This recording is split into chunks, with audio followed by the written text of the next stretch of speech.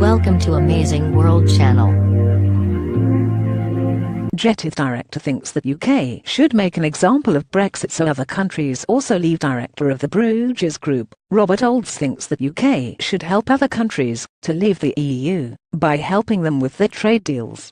He told Express.co.uk there is a quiet revolution happening with the countries left in the EU. Countries like Poland and Hungary are standing up for themselves and they are looking towards Britain and Brexit. The last thing we want is a Europe dominated by the EU.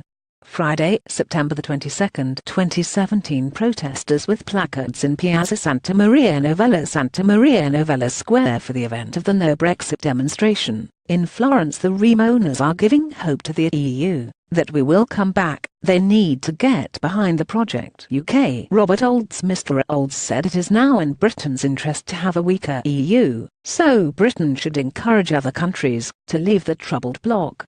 He said there is great decentralization. Britain leaving will lead to other countries wanting to get their power back. The EU is now a rival to Britain and we should encourage them. We do not want to be run by the EU. The last thing in our interest is a strong and resentful EU. We need to pull together and make sure Brexit is successful. The Rem owners are giving hope to the EU that we will come back. They need to get behind the project. UK. We must show other countries that Brexit can be successful. Michel Barnier and David Davis held a joint press conference today in Brussels. We must work with other countries and help them get trade agreements around the world. They will realize that they too can leave the EU. We need to show other countries that they can have their independence too. Close quote. The think tank director cited Ireland, Denmark, Lithuania, and Sweden as countries that could be next to leave the bloc. GETTYThe author believes other countries will leave the bloc too. He said Euroscepticism is growing. Mr. Oulds also wrote everything you wanted to know about the EU, but were afraid to ask.